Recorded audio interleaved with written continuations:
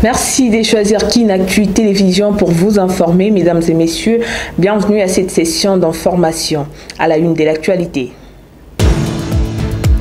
Polémique autour de la révision constitutionnelle, un front de principales forces politiques de l'opposition mise en place ce mercredi 20 novembre pour barrer la route à cette démarche initiée par le président Félix Tshisekedi.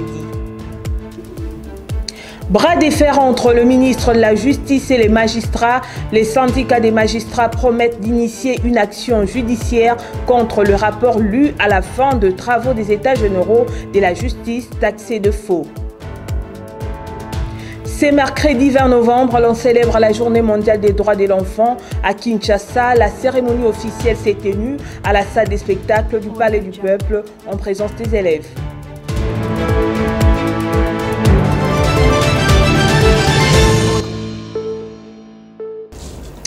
Une fois de plus, bienvenue à tous. Nous abordons ce journal avec les différends autour de la révision constitutionnelle en République démocratique du Congo. Lors de sa mission d'itinérance dans la province du Haut-Katanga, le président de la République Félix-Antoine Tshisekedi a tablé sur cette question qui divise l'opinion en précisant que sa démarche ne s'inscrit pas dans la logique de résoudre tous les problèmes de la RDC, mais plutôt celle de redresser ou relancer la nation congolaise. Regardez.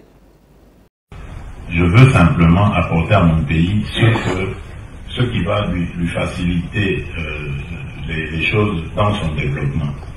Que les décideurs qui viendront, si ça marche avec moi, tant mieux. Donc, quand moi je partirai, en tout cas, celui qui viendra ou celle qui viendra trouvera quand même des instruments beaucoup plus améliorés, beaucoup plus efficaces pour sa gestion. Et j'entends l'opposition qui dit c'est pas ça qui va arranger, mais non, je n'ai jamais dit que c'est le changement ou la révision de la Constitution qui va nous aider à régler ces problèmes, puisque nous attaquons déjà ces problèmes. Aujourd'hui, nous les attaquons déjà. Je viens de vous parler de mes 6 engagements, je vous ai parlé de l'emploi des jeunes, je vous ai parlé du développement de l'accès à l'eau et l'électricité, et ça se fait sur le terrain. Vous avez entendu le programme du ministre des Ressources hydrauliques qui fixe à l'horizon 2030 au moins le cap de plus de 60% de notre population qui aura accès à l'électricité. Donc des choses, surtout, on n'a pas eu besoin de toucher à la Constitution pour ça. Si on veut toucher à la Constitution, c'est simplement pour accélérer ces choses, les faciliter davantage. Donc c'est pas, comme je les entends dire, oui, mais c'est pas ça qui va arranger. On l'a jamais dit non plus. On n'a jamais dit que c'est ça qui va arranger les problèmes des gens. Nous voulons simplement nous faciliter la tâche pour être beaucoup plus efficace. Toujours autour de la révision ou changement de la Constitution, Augustin Kabouya, secrétaire général de l'UDPS, parti présidentiel, révèle que les protestations de l'opposition attestent leur frustration, le cas des Délices Sanga qui voulait un poste au sein du gouvernement. Suivez. M. Fayoulou a parlé des choses que lui-même ne maîtrise pas. Fayoulou n'a jamais été président de la République. Fayoulou est en guerre avec sa propre conscience. Même la disposition constitutionnelle qui donne les prérogatives à un président de la République d'initier une certaine démarche, Fayoulou ignore ça. Fayoulou est en train de compter sur son petit chemin. Fayoulou doit comprendre que moi, tel que je parle, en tant que secrétaire général d'un parti au pouvoir, je ne peux pas être distrait. C'est lui qui sera surpris comme un petit gamin. J'ai suivi Fayoulou parler d'un régime corrompu. Mais qui ne sait pas dans ce pays que le père de la corruption s'appelle Fayoulou? Est-ce que Fayoulou peut dire aux Congolais comment est-ce que les MLC n'avaient pas occupé le poste de gouverneur de la ville-province de Kinshasa au lieu et place d'André Kimbuta, son frère? C'est Fayoulou qui rêve de certaines choses comme un petit gamin dans une salle de cinéma. Il parle de la population. Que ça soit lui, que ça soit ses sangs. Non, ce n'est pas un vieux singe qu'on apprend des grimaces. Que Fayoulou sache qu'il s'adresse à un Tshisekedi élu de PES. Fayoulou lui-même en 2005, avec moi qui vous parle, je ne suis pas un nouveau venu dans ce monde politique. La fameuse constitution dont il évoque a été rédigée par les gens sans mandat. Les gens désignés par leurs composantes. Vous pensez que ces gens pouvaient agir en homme libre. Non, il est en train de distraire les gens pour rien. Et nous nous préparons aussi en conséquence. La constitution que Fayulu pense défendre, en dehors de l'argument, non, Tshisekedi veut se maintenir au pouvoir. Quel autre argument que Fayulu peut avancer? Réponse du berger à la bergère, un front uni a été formé contre la révision constitutionnelle par les principales forces politiques de l'opposition congolaise, car ces projets menacent gravement la souveraineté nationale. Dans une déclaration commune, les opposants au pouvoir de Tshisekedi ont énuméré le mot qui ronge la République démocratique du Congo, tout en appelant le Congolais à manifester pour faire échec à ce qu'ils qualifient des plans diaboliques. La Constitution a été conçue pour assurer le bon fonctionnement des institutions de la République, prévenir les conflits internes, promouvoir et consolider la cohésion et l'unité nationale, garantir les libertés publiques, promouvoir l'état de droit, empêcher les dérives dictatoriales et garantir une alternance démocratique régulière. En outre, il n'y a rien de plus faux que l'affirmation de M. Félix Tshilombo déclarant à Lubumbashi que l'article 217 serait responsable de l'occupation de nos terres par des étrangers. En réalité, là, il confond la notion de souveraineté avec la notion de cession de terre. Aujourd'hui, de rappeler que dans notre pays, selon l'article 214, alinéa 2 de la Constitution, aucun millimètre, je dis bien aucun millimètre du territoire national ne peut être cédé à quiconque sans l'accord préalable du peuple congolais consulté par référendum. Direction au Katanga, à la clôture de sa tournée dans la dite province, le chef de l'État Félix-Antoine Tshisekedi a inauguré mardi dernier les nouveaux bâtiments de l'Assemblée provinciale construits sur fonds propres du gouvernement provincial. C'était en présence de Jacques Kiaboula, gouverneur de cette province. Implantés en plein cœur de Lubumbashi, ces bâtiments à l'architecture singulière héberge désormais l'Assemblée provinciale du Haut-Katanga. Établi sur une superficie de 7700 mètres carrés, ces joyaux de 3 étages abritent une salle de plénière de 500 places, 98 bureaux pour les députés provinciaux et leurs collaborateurs. En 2019, c'était pour la pose de la première pierre qu'il était venu ici, et voilà qu'en 2024, il y revient pour son inauguration. Sous des vivas, le président de la République Félix-Antoine Tshisekedi Tshilombo est venu remettre officiellement les clés de cet édifice à ses occupants. De notre part, nous vous rassurons, Excellence, Monsieur le Président, qu'avec le concours de l'exécutif provincial, nous veillerons à la maintenance de ces joyaux que vous venez de mettre à notre disposition. Le gouverneur de province, dans son mot, a rendu des hommages de gratitude au chef de l'État à qui il a réitéré son engagement d'un soutien indéfectible. Beaucoup s'interrogent sur le mobile de notre motivation. La réponse est simple, c'est l'expression de notre sens élevé, de patriotisme au pays de Simon Kimbangu, de Patrice Emery Lumumba, de Laurent Désiré Kabila et d'Étienne Tshisekedi Wamulumba. Et c'est aussi l'expression d'une loyauté sans pareille et d'une adhésion à grande échelle à la vision d'un homme qui tient à apporter de grands changements dans le vécu des Congolais. Et cet homme, c'est Félix-Antoine Tshisekedi Tshilombo. Et le clou de l'événement, c'est la coupure du ruban symbolique marquant ainsi l'ouverture solennelle de porte du nouveau siège de l'Assemblée provinciale. Un tour du propriétaire dans les différents compartiments de ces bâtiments a permis au chef de l'État d'apprécier cette beauté architecturale, une réalisation qui va sans nul doute faire des émules. Et sa duplication dans les provinces sœurs contribua à renforcer l'efficacité des services publics, 6e engagement du président de la République. Changeons des chapitres. Au Parlement, dans le cadre de la coopération bilatérale entre Kinshasa et Kampala, une délégation parlementaire des élus nationaux, conduite par Lambert Mende au Malanga, était officiellement en Ouganda. À l'issue de cette visite, un rapport de fin de mission a été déposé au bureau de la Chambre basse du Parlement.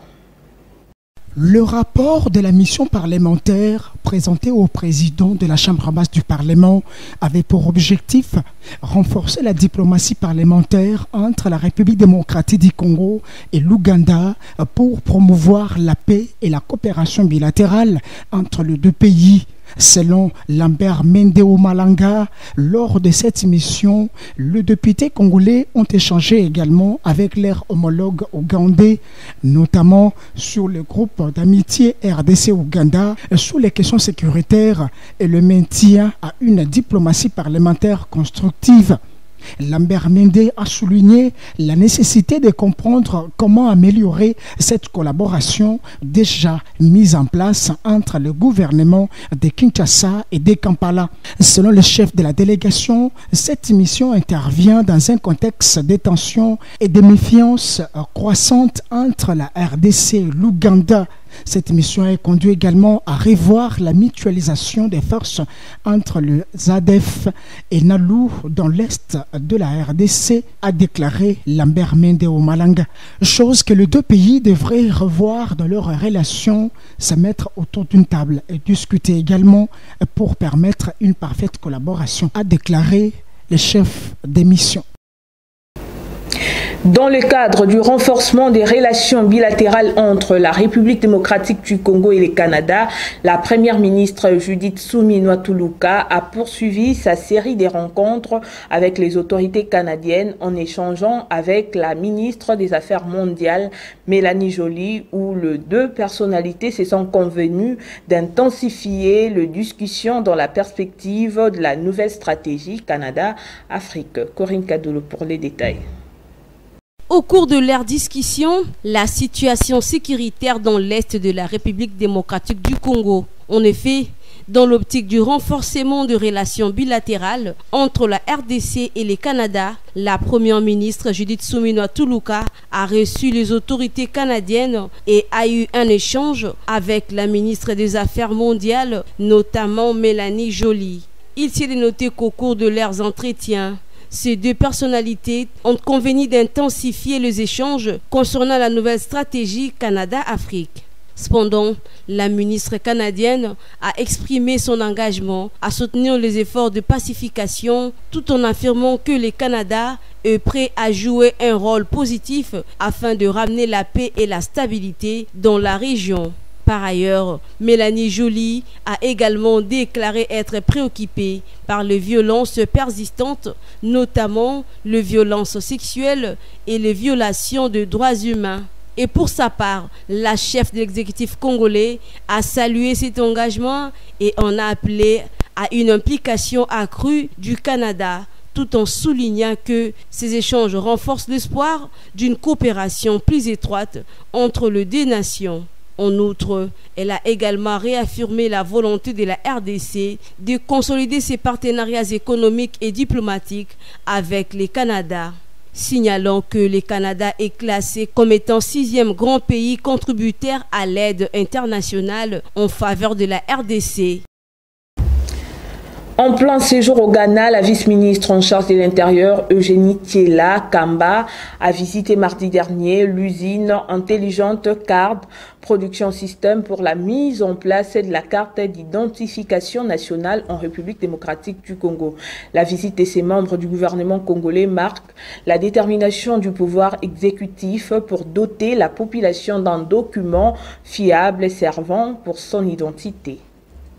Où se repose la réussite ghanéenne dans la délivrance de la carte d'identité nationale hautement sécurisée depuis maintenant 20 ans? Telle est la motivation qui a conduit le cortège de la vice-ministre de l'Intérieur, Sécurité et Décentralisation, Eugénie Tshilakamba, loin du centre-ville d'Accra, à l'usine intelligent Card Production System, branche des Magens, groupe filial reconnu mondialement comme grand fabricant de cartes et de documents sécurisés. Pendant plusieurs heures, en compagnie du directeur général des Magens Group et de la délégation congolaise, le numéro 2 de la territoriale au pays a visité les laboratoires qui constituent les outils de production des cartes. L'occasion pour Eugénie Tshilakamba de s'assurer des témoignages reçus du directeur général de l'Office national de l'identification de la population ONIP lors de la dernière séance de travail avant l'élaboration du cahier des charges, comme l'a annoncé au dernier conseil des ministres Jacquemain Chabani, conformément aux instructions du chef de l'État Félix Antoine Tshisekedi Tshilombo. La vision de notre chef de l'État, Félix Antoine Tshisekedi Tshilombo, et la priorité des priorités du gouvernement géré aujourd'hui par la femme, c'est de protéger l'identité congolaise. Vous savez que nous sommes agressés diaboliquement par deux pays voisins, mais avec ce que nous venons d'avoir aujourd'hui, je ferai de mon meilleur pour que nous puissions travailler ensemble. Magens Group n'a pas caché sa satisfaction face à cette visite de la délégation congolaise. Après que la ministre ait vu le travail que nous faisons au Ghana, nous pouvons immédiatement commencer le travail d'identification en République démocratique du Congo. Ce déplacement au Ghana de la vice-ministre Eugénie Tshilakamba marque la détermination du gouvernement à doter les Congolais d'un document fiable et sécurisé dans les meilleurs délais. Sachez que les syndicats des magistrats promettent d'initier une action judiciaire contre le faux rapport lu à la fin des travaux des États généraux de la justice par le ministre d'État en charge de la justice et garde-sceau, Constant Mutamba. Regardez. Mais après avoir suivi la restitution des travaux des États généraux, tout le monde est d'avis que le ministre de la Justice, à travers les résolutions et les recommandations qu'il a eues, il a menti non seulement le président de la République, le peuple congolais et la communauté internationale. C'était représenté par les Congolais et les corps diplomatiques. C'est ainsi que les magistrats ont à l'unanimité donné le feu vert au comité pour qu'une action judiciaire soit engagée vis-à-vis des auteurs de ces rapports scientifiques. Ils sont les plus d'accord. Mais du côté syndical, je voudrais ajouter un élément important. Vous vous souviendrez qu'avant les États généraux de la justice, le ministre de la Justice a amené quelques projets de loi à l'Assemblée nationale pour modification qui ont été révisés. Moi, je voudrais que dans la démarche syndicale, que le rapport du syndicat soit déposé également au bureau de l'Assemblée nationale, au bureau du Sénat, et nous avons des amis députés qui peuvent initier une question orale pour interroger les ministres de la Justice par rapport aux actions politiques pour avoir présenté le rapport produit à la nation et à la communauté internationale. Après leur mise en place, le comité transitoire de la délégation syndicale du ministère du Budget était ce mercredi 20 novembre sur terrain pour barrer la route au précédent comité avec comme mobile les dépôts du mémo reprenant le calendrier des activités de leur exercice. Retrouvez ces reportages d'Espoir Kinanvidi, Gisèle Boulélela et Passion Ngoï. Rassemblés autour du comité transitoire de la délégation syndicale du ministère du Budget, les agents et cadres à la direction générale de paye de ces portefeuilles de l'État au début de l'après-midi de ce mercredi 20 novembre. Dans son agenda du jour, le dépôt du mémo au secrétariat général du ministère, question de barrer la route à toute tentative orchestrée par un groupe d'individus prétend être intersyndical du budget. Le but était de remercier l'ensemble des agents et cadres du budget par rapport à cette lourde chose qu'ils nous ont confiée, de défendre leurs avantages et leurs intérêts. On est venu leur dire infiniment merci. Tâche et confiance qu'ils nous ont donné de conduire cette délégation de comité de transition. La réponse des agents et cadres du ministère du Budget à l'appel du comité transitoire, un motif de satisfaction pour l'intersyndical qui assure les retours du sourire de ses fonctionnaires de l'État. Comme venait de dire la présidente du comité syndical de transition. Donc nous allons chercher tant soit peu comment poser les problèmes et tant soit peu comment retrouver les sourires, c'est-à-dire avoir les solutions par rapport aux problèmes qui seront posés auprès de notre ministre, voire même le secrétaire général. C'est ça notre ferme assurance. Pour leur volonté manifestée aujourd'hui et matérialisée, je voudrais dire que nous avons bénéficié d'une totale confiance, n'est-ce pas, de cette administration. Preuve en est aujourd'hui, l'ancien comité qui a totalement failli à sa mission, qui avait oublié les agents et cadres du budget, appartient au passé. Et plus rien aujourd'hui, plus personne ne peut agir en dehors du comité devant vous, ne peut agir au nom et pour le compte des agents et cadres du budget. Une ambiance bon enfant a animé ces agents et cadres du ministère du budget qui ont bien communié avec le comité de crise qui gère les affaires jusqu'à la nouvelle élection.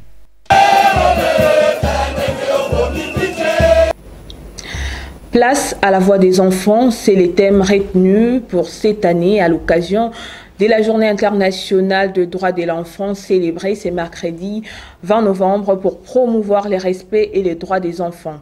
La ministre du Genre, Famille et Enfants, Léonie Kandolo, a présidé la cérémonie en marge de cette journée à la salle des spectacles du Palais du Peuple en présence de plusieurs élèves de la capitale accompagnés de leurs responsables. Suivez. Chaque enfant est unique, précieux et mérite à ce titre de grandir dans un environnement propice à son développement, d'avoir accès à l'éducation, à la santé et d'être traité avec dignité et respect.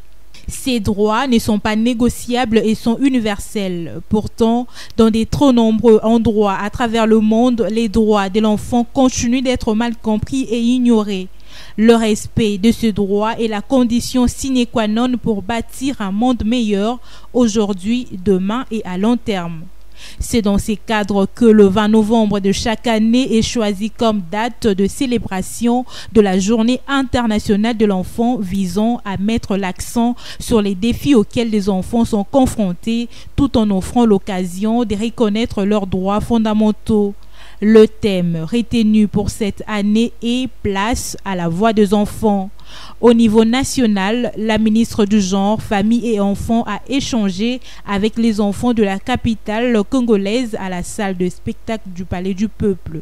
Les enfants ont démontré à leur tour leur volonté de contribuer positivement à changer et améliorer les choses dans le pays. Grâce à la formation et à la sensibilisation des parents et professionnels, nous offrons pour offrir à chaque enfant les meilleures clés pour bâtir son avenir. Ensemble, défendons un monde où tous les enfants peuvent sourire et rêver. Sport à présent, abordons les éliminatoires de la CAN Maroc 2025 en marge de la 6e journée de la campagne de la grande compétition qui se jouera au Maroc. Après la République démocratique du Congo, la Tanzanie de Bwana Samantha a gagné les tickets pour la prochaine Coupe d'Afrique des Nations en battant la Guinée par 1-0 et totalise 10 points. Par ailleurs, les Léopards n'ont pas pu faire la différence au stade des Martyrs de la Pentecôte de Kinshasa, mardi 19 novembre dernier contre l'Éthiopie. C'est face au Sili national de la Guinée, deuxième du groupe H avec 9 points, après leur victoire contre les Léopards à Abidjan, que les Taifa Stars de la Tanzanie ont validé leur ticket menant au Maroc l'année prochaine pour la grande messe du football africain. Après une première période séparée sans bouger les filets, c'est au retour du citron que les coéquipiers de Bwana Ali Samata vont inscrire l'unique but du match à la 61e minute sur une reprise de tête de Simon Nsouva. La Tanzanie remporte le duel et la Guinée manque sa première CAN depuis 2017. Et à Kinshasa, les Walias ont infligé une défaite aux Léopards au stade de Martyrs de la Pentecôte devant le chef de l'État et le public venu célébrer la fin de la campagne vers le Maroc l'année prochaine. 2 buts contre 1, la République démocratique du Congo accroupie face à l'Éthiopie et file à la phase finale prévue en janvier 2025. Dans les groupes J, le Cameroun s'est offert un succès contre la Zimbabwe pour assurer sa place à la 35e édition de la Coupe d'Afrique des Nations. Sur les 24 nations déjà qualifiées, l'on note le Maroc, pays hôte de la prochaine édition de la CAN, le Burkina Faso, le Fennec d'Algérie, le Sénégal de Sadio Mané, l'Égypte de Moussala, le Palancas Negras de l'Angola, la Guinée équatoriale, le Chipolompolo, les champions en titre, la Côte d'Ivoire sera de nouveau pour défendre son trophée face à l'Ouganda, les Bafana Bafana de l'Afrique du Sud, les Gabon de Pierre-Emerick Aubameyang, la Tunisie, les Chipolompolo de la Zambie, les Aigles du Mali habitués à cette compétition, les Soudan, Bénin, la Tanzanie, Botswana, Mozambique ainsi que les Comores qui incarnent l'espoir des petites nations sur la scène continentale. Notons que la 35e édition de la Coupe d'Afrique des Nations se déroulera du 21 décembre 2025 au 18 janvier 2026 au Maroc. Battus par le Walias de l'Éthiopie, les sélectionneurs nationaux des Léopards de la République démocratique du Congo, Sébastien Desabre, endosse l'échec. Suivez-les dans cet extrait de la conférence de presse d'après-match. Oui, c'est une déception bien sûr de s'incliner à domicile. Je pense que le fautif c'est moi parce que j'ai fait tourner beaucoup l'effectif, mais je pense que c'était nécessaire pour voir certains joueurs en situation qui s'aperçoivent aussi que jouer à Kinshasa c'est pas simple. On a donné du temps de jeu à nos trois attaquants et malheureusement on n'a pas marqué, mais c'est pas simplement les attaquants, c'est l'ensemble de l'équipe. Moi en tant qu'entraîneur, c'est ce que j'analyse, c'est la découverte de certains joueurs. Comme vous l'avez souligné, il y avait Kioso, Mboukou, Mouko, Sadiki, donc il y en a certains, Kabouit également qui a fait sa rentrée. Donc c'est pas tous les jours qu'un sélectionneur peut se permettre de donner des premières sélections. Bien sûr que tout le monde est déçu par la défaite, et moi le premier, moi j'aime pas perdre.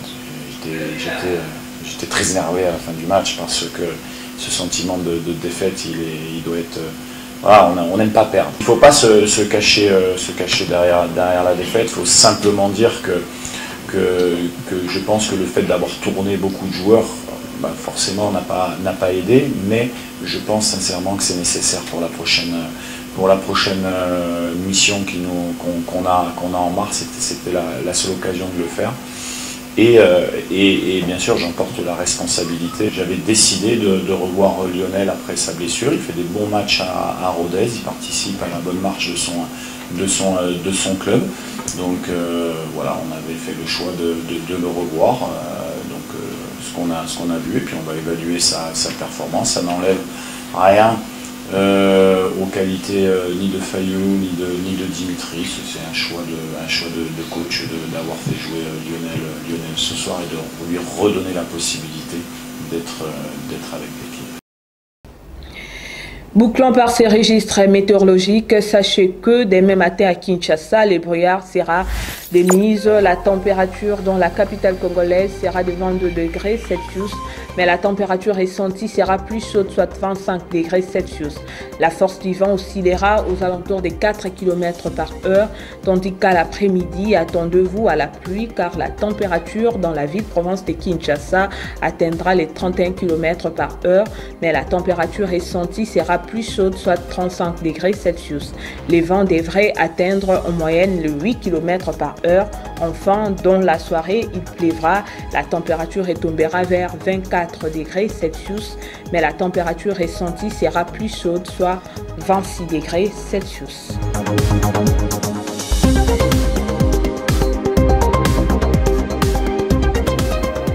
Ce journal touche à sa fin, mais avant de nous quitter, place au rappel des titres. Polémique autour de la révision constitutionnelle, un front de principales forces politiques de l'opposition mise en place ce mercredi 20 novembre pour barrer la route à cette démarche initiée par le président Félix Tshisekedi. Bras de fer entre le ministre de la Justice et les magistrats, les syndicats des magistrats promettent d'initier une action judiciaire contre le rapport lu à la fin de travaux des États généraux de la justice taxé de faux. C'est mercredi 20 novembre, l'on célèbre la Journée mondiale des droits de l'enfant à Kinshasa. La cérémonie officielle s'est tenue à la salle des spectacles du Palais du Peuple en présence des élèves.